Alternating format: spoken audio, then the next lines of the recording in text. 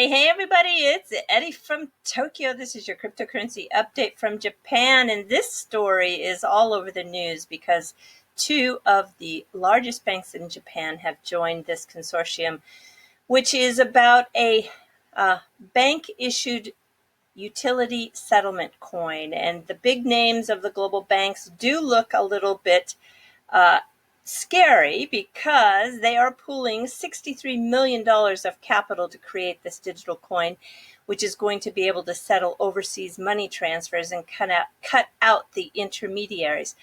Well, if you're a holder of XRP or you are a holder of another digital asset that is in this space, I think this is a perfect time to really look closely as to what the truth is and is it really a threat. So these largest banks, UBS is really leading the way along with Credit Suisse, Barclays, Deutsche Bank is even in this group.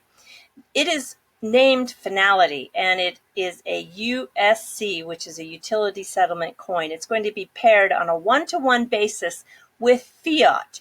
So they are going to launch it with USD, Euro, Pounds, Yen, and the Canadian dollar. It should be ready by late 2020. Well, it's not a big surprise because we first heard about this prototype back in 2015. They were calling it an altcoin back then. And then in 2016, we started to learn a little bit more about it, and the participating banks were revealed. And actually, there was a lot of stories of how they were going to circumvent the capital and liquidity regulations because there's going to be more coins in existence than cash asset backing them. Yeah, kind of the same old story in the old risky fractional banking model. And in September of 2018, even R3 tried to step in and convince them to use Corda and take them away from the Clearmatics, who is really backing the project for their blockchain right now. Well, it is a private blockchain, okay, and it is backed by fiat. The universal settlement coin is not universal like XRP, and anything backed to fiat becomes a liability. And trust? Well, who's going to water the grass and flowers in this walled garden? It'll only settle between the participating banks. And what happens if Deutsche Bank has a real problem and they are part of this consortium? Can you trust to do business with such a risky partner? I don't know. The trading liabilities, they still require the cumbersome movement of physical cash across borders to ultimately settle the payment. So according to Brad Garlinghouse, he has been quoted as saying that this is going to create even more friction.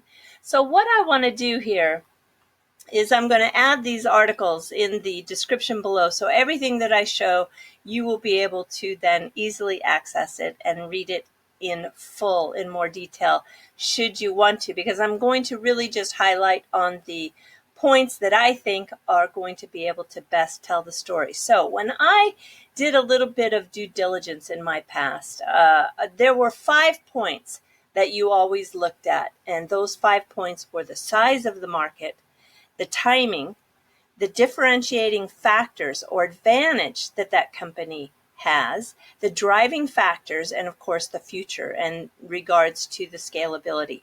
Those 5 factors, when you are looking at a company, whether to invest in them, to acquire them, they are key. And they are the same factors that I look at today when I decide to invest in a cryptocurrency. So Ripple, as you know, they have 2 targets: banks, which are definitely in a catch-up mode right now, and fintechs. The fintechs are a new generation payment provider. They are growing and expanding and securing market share very fast. Now I'm going to take you back to an article that actually just came out, but I talked about it yesterday. I want to point out something in it one more time because it is so key. This is a quote from Marcus Treacher, and he says that the reason we are going after banks and fintech equally is because the payments landscape is going from a bank-only thing to a much more open industry. Treacher says that where a great deal of innovation is happening in the pure play payment fintechs. And that's very important because I think it's going to show you how it outlines the success for XRP. So the first bit we want to look at, of course, is the size of the market. Well, you can see cross-border size is $25 trillion right now. Actually, you do see some newer updated figures that say it's closer to 27 trillion. Banks currently have a 95% share of this market, and that is per March 2019 as quoted by the finance magnates. So yeah, I think we can give it a check because it is a huge market. Any market that has a T in it is a huge market. So they are definitely in the right space. And then let's look at the next factor. We're going to look at their timing. So the major banks and credit cards right now, they are going through a once-in-a-generation shift in the financial service industry.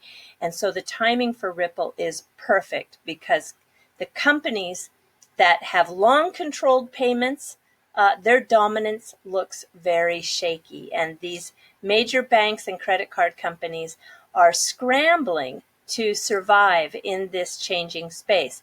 Since 1914, in addition to the scramble, investors have been pouring billions, like 130 billion into the next generation payment methods that are going to bypass the banks. Now, remember, I said that there are two targets that Ripple is addressing: the banks, which are catching up, and these fintechs, which are bypassing the banks. So the point is timing.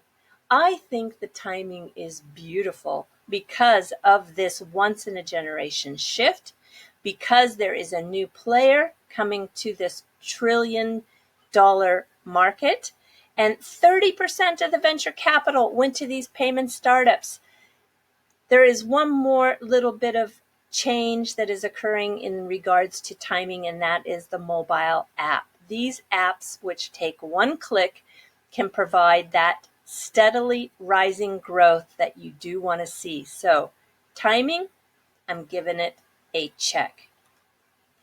And of course, then I have a very, very good future of payments study that was done by Swift, and it's really telling how much their world is being shaken. So the future of payments, a corporate treasury perspective. And according to Swift, the cross-border payments are in a state of flux. Digital innovators are offering disruptive solutions that threaten global transaction banks. And the payment landscape in 2020, listen to this, will be unrecognizable. From today, fintech and non-bank competitors with new technology, hello Ripple, such as blockchain, will render current methods obsolete. Again, timing, timing, timing. So consumers now can choose from different providers via mobile phones, clearly being adopted at a very fast pace. So what is the driving factor here? Technology. Do I give it a check? Absolutely. Check number 3. And then we have this one here, which is the remittance prices worldwide. So in addition to the technology being a driving factor, we also have the driving factor of saving money. Sending remittances costs an average of 7% right now.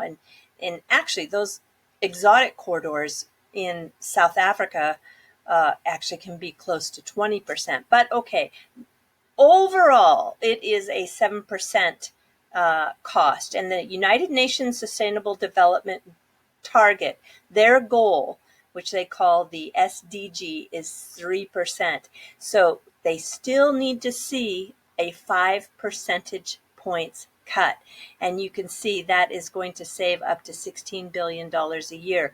Now, where are these cuts going to come from? Well, they are due to the cost in the FX spreads, the interbank currency conversions, the hidden processing fees, the multiple intermediaries, the managing liquidity. Using Ripple technology and XRP brings these costs to nearly zero.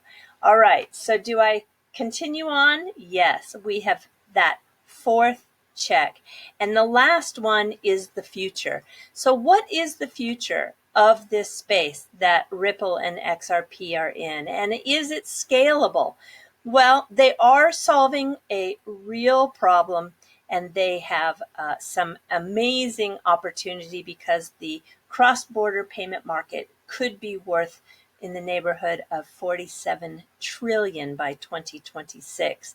And if I take you also to a recent podcast that took place with Brad Garlinghouse and Kara Swisher, there is the other amazing opportunity for scalability, and that is to solve the problem for the underbanked and the unbanked. And these are the billions of people who will be able to move money across borders with this technology. So, do I give it a fifth check? Absolutely. They get a fifth check.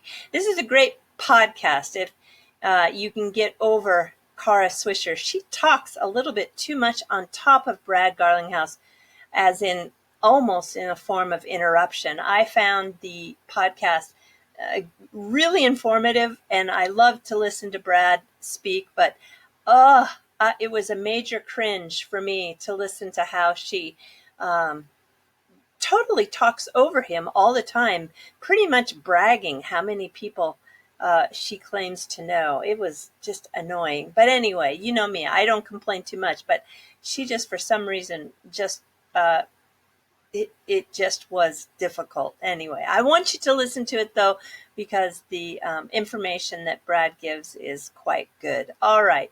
So the last thing I want to look at, and because it I think has everything to do with price, is we need to pay attention to the escrow. And it's not so much the OTC sales, and I'm going to show you why that there's a lot of talk about the OTC right now, meaning the XRP that's being sold over the counter.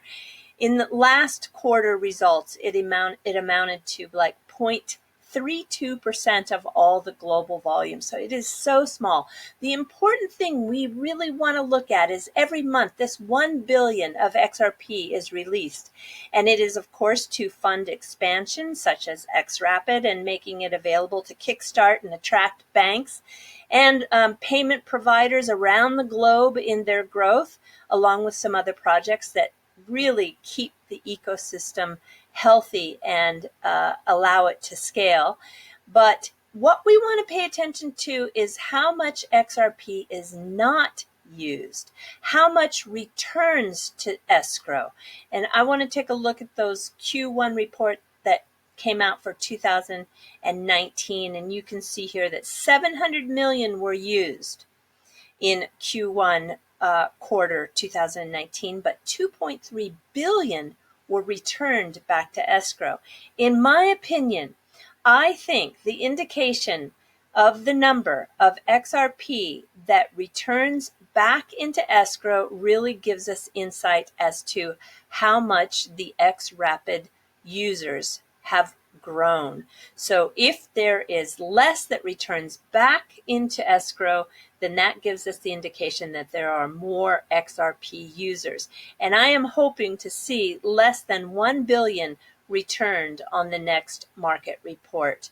And I don't know if that will be the case, but in my opinion, it's not the OTC sales to pay attention to, because you can see here the total sales volume just was a 0.32% of the global volume. So I just don't see this as a point we need to focus on. I would rather see us focus on how much of that XRP is returned back into escrow. All right, everybody, I'm jumping to the fluff. I want to share with you the city that I live in. This is a 3D tool that just shows you the city at dusk. And yes, this is where I live. In fact, my gym is right over here. This is Odaiba. This is Toyosu, where the fish market is. I used to live in this neighborhood. Let me see. Oh, no. I used to live in this neighborhood right here. I have since moved into the southwest area of the city, but this is the NEC building in Minato-ku. This is actually in Tamachi, which is the center of Minato-ku business, I would say. But I mean, you can just see there is no downtown. I mean, when my dad came to visit, he said, "Oh, I'll just take my own train in and I'll meet you downtown." And I said, "Dad, Tokyo doesn't have downtown. The whole city is downtown." Yeah, it's like 10 million people, and by day when people commute into the city, it goes up to like 25 million. Here is the Tokyo Tower here. And yeah, and just I'm in love with this city. I just love this city. So what can you do in this city with virtual currency? Well, you could go to a restaurant just like this, and there are so many that will accept cryptocurrency as a form of payment. You can see that they support payment of virtual currency. And I think that this too is also going to grow because there is just a serious effort to go cashless in Japan. And I am going to be on Jungle Inc.'s show soon. I'm not exactly sure which day, but we had a little conversation, and I'm going to talk about the cashless methods of payment and money tap when I am on his show, and it should be really soon. I don't know. I would think in the next few days I will be able to do that, and I'm looking forward to that. And one of the really fun places that take virtual currency, when virtual currency is accepted here, it's usually Bitcoin and BCH. BCH is very strong because Roger's been on the ground with boots on the ground, getting people to add it to their lineup of payment methods. So he has really done a good job at getting it accepted here in Tokyo, especially, but Osaka too. Also, XRP, of course, is accepted. You always see, though, they're still using the Ripple logo, and I'm sure that'll change. But anyway, the other coins that are accepted are Mona Coin and NEM. A lot of people taking NEM. Anyway, this is called the Hackers Bar, and the Hackers Bar is in Midtown, which is a part of Roppongi, and that's a really cool, hip place. Very nice place to hang out if you come to Tokyo. And this Hackers Bar is on the 4th floor, and yes, it is not for black hat hackers, but white hat hackers. White hat hackers. Say that 5 times. I love the choice of drinks here. You've got the blue screen, or the Colonel Panic, or the Hacker's High, or the Hacker's Highball, or the Hacker's Sonic, and the Spaghetti. And I bet you're wondering, why spaghetti? Well, I can tell you why, because back in the day when I was working with programmers, when code was written very poorly and sloppily, they called it spaghetti code. So it is a old code term for badly written, poorly, sloppily written code. The spaghetti. I think that's really funny. All right. And, the person who you'll find behind that bar is actually an ex-Yahoo employee. And he wanted to have a place where people could come in with their computer, work on projects, meet other engineers, and do a little coding while they enjoy a drink. I think it's great. So there you go, the Hackers Bar in Tokyo. All right, everybody, do take care. Thank you so much for your time. Sayonara for now. Bye-bye.